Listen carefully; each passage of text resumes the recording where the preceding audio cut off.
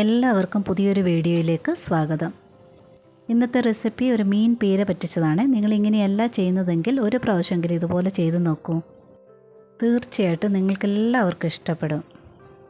എങ്ങനെയാണ് ചെയ്യുന്നതെന്ന് നോക്കാം. ഒരു കപ്പ് ഫുള്ളായിട്ട് തേങ്ങ എടുത്തിട്ടുണ്ട്. തേങ്ങ പൊട്ടിച്ചുടനെ തന്നെ തിരുമുവാണെന്നുണ്ടെങ്കിൽ വലിയ പീരയായിരിക്കും കിട്ടുന്നത്. അതൊന്ന് ചെറിയ പീരയാക്കി എടുക്കണം. ഒരേപോലെയുള്ള പീരയാക്കി എടുക്കാനായിട്ട് മിക്സിയുടെ ജാറിനകത്തിട്ടിട്ടുണ്ട്. വലിയ ജാറ് നോക്കി എടുക്കണം. 2 പൾസ് മാത്രം അടിച്ചാൽ മതി, ഒരുപാട് ഇട്ട് അരയ്ക്കരുത്. എല്ലാം ഒരുപോലെയായിട്ടുള്ള ചെറിയ പീര കിട്ടിയിട്ടുണ്ട്. ഒരു ദിവസമൊക്കെ ഫ്രിഡ്ജിൽ നിന്ന് തേങ്ങ ഉടനെ തന്നെ തിരുമ്മി എടുക്കുകയാണെന്നുണ്ടെങ്കിൽ ഇതുപോലെ ചെറിയ പീരയായിട്ട് കിട്ടും. ഇങ്ങനെ ചെയ്യണമെന്ന് നിർബന്ധമില്ല. ഇങ്ങനെ ചെറിയ മീൻപീര ഇങ്ങനെ പറ്റിച്ചത് കാണാനായിട്ട് നല്ലൊരു ഭംഗി കൂടിയാണ്. ഒരു മീൻ ചട്ടിയിലോട്ട് ഇത് മാറ്റിയിട്ടുണ്ട്. ഏറെ പച്ചമുളക് ഇടണം. ഒരു 8-9 പച്ചമുളക് ചേർക്കുക. കനം കുറഞ്ഞ് അരിഞ്ഞ് ചേർക്കണം. 2 സ്പൂൺ ഫുള്ളായിട്ട് പച്ചമുളക് ചേർത്തിട്ടുണ്ട്. ഇനി ഒരു മീഡിയം സൈസ് സവാള ചെറുതായിട്ട് കൊത്തി അരിഞ്ഞിട്ട് അതും ചേർക്കുന്നുണ്ട്. അത് ഒരു 2 സ്പൂൺ അളവ് വരുന്നുണ്ട്. സവാളയ്ക്ക് പകരം ചെറുള്ളി ആയാലും ചേർക്കാവുന്നതാണ്. ഇനി 1 സ്പൂൺ ഫുള്ളായിട്ട് കൊത്തി അരിഞ്ഞ് ഇഞ്ചി കൂടെ ചേർക്കണം. കുറച്ച് കറിവേപ്പിലയൂടെ ചേർക്കണം. ഇനി കുറച്ച് മഞ്ഞൾപ്പൊടി ചേർക്കുക. ഇനി വറുത്ത് പൊടിച്ച് രസത്തിനൊക്കെ ചേർക്കുന്ന ഉലുവാപ്പൊടി ചേർക്കണം. ഒരുപാട് ചേർക്കരുത്. അളവ് കൃത്യമായിട്ട് കാണാമല്ലോ. അത്ര ചേർക്കാവേ. ഇനി ഇത്രയും മല്ലിപ്പൊടിയാണ് ചേർക്കുന്നത്. അധികം ആരും മല്ലിപ്പൊടി ചേർക്കാറില്ല. മല്ലിപ്പൊടി ചേർത്ത് വെച്ച് നോക്കും, നല്ല ടേസ്റ്റാണ്. ഇത് 1 കപ്പിൻ്റെ തേങ്ങയുടെ അളവുകളാണ് ഇത്രയും പറഞ്ഞുകൊണ്ടിരിക്കുന്നത്. ഇനി കാശ്മീരി മുളക് പൊടിയാണ് ഇത്രയും ചേർക്കുന്നത്. മുളക് പൊടി ചേർക്കണം. കാശ്മീരി ഇല്ലെങ്കിൽ മറ്റേ മുളക് പൊടിയായാലും ചേർത്താൽ മതി. എരിവുള്ള മുളക് പൊടിയാണെങ്കിൽ ഒരല്പം കുറച്ചൊന്ന് ചേർത്താൽ മതി. ഇനി ആവശ്യത്തിനുള്ള ഉപ്പൂടെ ചേർത്തിട്ടുണ്ട്.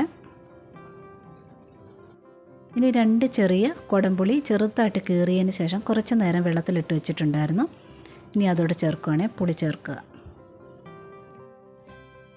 ഇനി ഇതിൽ വെളിച്ചെണ്ണ ചേർക്കണം. ഏകദേശം ഒരു 4 സ്പൂണോളം ടോട്ടൽ ചേർക്കുന്നുണ്ട്. അതിലൊരു പകുതി ഇപ്പോൾ ചേർക്കുക. വെളിച്ചെണ്ണയോടെ ചേർത്തതിന് ശേഷം നല്ലവണ്ണം ഇതൊന്ന് ഞെരടി മിക്സ് ചെയ്തെടുക്കണം. ആ തേങ്ങയിൽ നല്ലവണ്ണം ഉപ്പും പുളിയും പിടിക്കുന്ന രീതിയിലൊന്ന് ഞെരടിയെടുക്കണം. ആദ്യമേ ഇത്രയും ഒന്ന് ഞെരടിയെടുത്തതിന് ശേഷം ആ പുളി കുതിർത്ത് വെച്ച വെള്ളം ഉണ്ടല്ലോ, അതുകൂടെ ചേർത്ത് ഒന്നുകൂടെ ഒന്ന് ഞെരടിയെടുക്കണേ. ആദ്യമേ ഇത് പുളിവെള്ളം ചേർക്കാഞ്ഞത് നമ്മൾ നല്ലവണ്ണം പ്രസ് ചെയ്യുന്ന സമയത്ത് തെറിക്കും ചിലപ്പം, അതുകൊണ്ടാണ്. ഇനി ഇതിലൊരു 3/4 കപ്പിനടുത്ത് ചേർത്താൽ മതി വെള്ളം. ചെറിയ മീനായത് കാരണം പെട്ടെന്ന് വെന്ത് കിട്ടും. ഒരുപാട് വെള്ളം ചേർക്കേണ്ട ആവശ്യമില്ല. ഇതിനി നല്ലവണ്ണം ഒന്ന് മിക്സ് ചെയ്തെടുക്കണം. മുളക് പൊടി ചേർത്തത് കാരണമാണ് ഒരു ഓറഞ്ച് കളർ കിട്ടുന്നുണ്ട്. ഇനി മീൻ ചേർക്കണം. മീൻ ചേർക്കുന്നതിന് മുന്നായിട്ട് ഉപ്പൊക്കെ ഒന്ന് ചെക്ക് ചെയ്യണം. ഇനി 2 കപ്പ്, അതേ കപ്പിന് തന്നെ 2 കപ്പ് മീനാണ് ചേർക്കുന്നത്. നെത്തോലി, കൊഴുവ, ചൂട എന്നൊക്കെ പറയും. ഒട്ടും വെള്ളമില്ലാതെ വേണം മീൻ ചേർക്കാനായിട്ട്.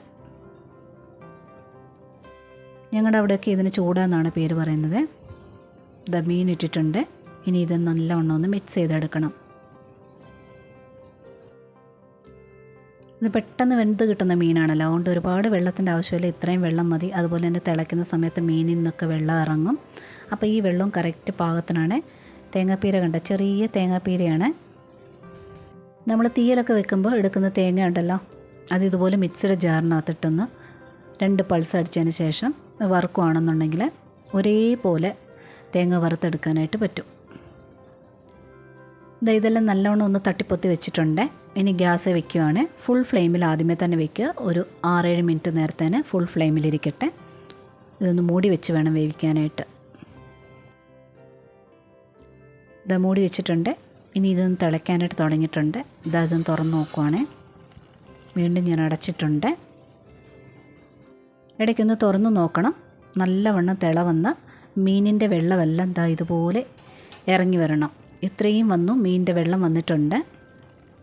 ഇങ്ങനെ വെള്ളം വന്നതിന് ശേഷം വേണം ചെറുതായിട്ടൊന്ന് ഇളക്കി കൊടുക്കുക. ഒരുപാട് കുത്തി ഇളക്കരുത്.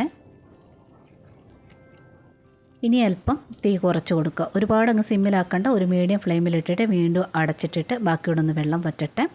ഇടയിൽ ഒരു 2 പ്രാവശ്യം മാത്രം ഞാൻ ഇളക്കി കൊടുക്കുന്നുള്ളൂ.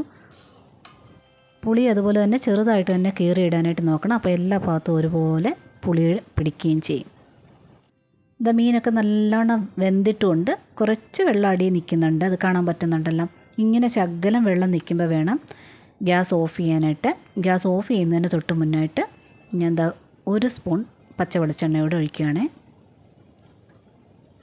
ഞാനിപ്പോൾ ടോട്ടൽ ഒരു 4 സ്പൂണോളം പച്ച വെളിച്ചെണ്ണ ഒഴിച്ചിട്ടുണ്ട്. 4 5 ഒക്കെ ഒഴിക്കാവുന്നതാണ്. ഇനി ഞാൻ ചെറുതായിട്ട് ആ നനവ് നിൽക്കെ തന്നെ ഞാൻ ഗ്യാസ് ഓഫ് ചെയ്യുകയാണ്. പകുതി മൂടി വയ്ക്കുക, കംപ്ലീറ്റ് ആയിട്ട് മൂടി വെക്കരുത്. മൂടി വെച്ച് കഴിയുമ്പോൾ ആവി തട്ടിയിട്ട് അതിനകത്ത് വീണ്ടും വെള്ളമായി തീരും. ഇതാ നല്ലവണ്ണം ആറിയതിന് ശേഷം കറക്റ്റ് പരുവത്തിൽ തന്നെ കിട്ടിയിട്ടുണ്ട് മീൻ പീര. ആ നനവൊക്കെ ചട്ടിയുടെ ചൂട് കൊണ്ട് തന്നെ ഡ്രൈ ആയിട്ടുണ്ട്. മീനൊന്നും ഉടഞ്ഞു പോയിട്ടുമില്ല, കറക്റ്റ് പീരയായിട്ട് തന്നെ കിട്ടിയിട്ടുണ്ട്.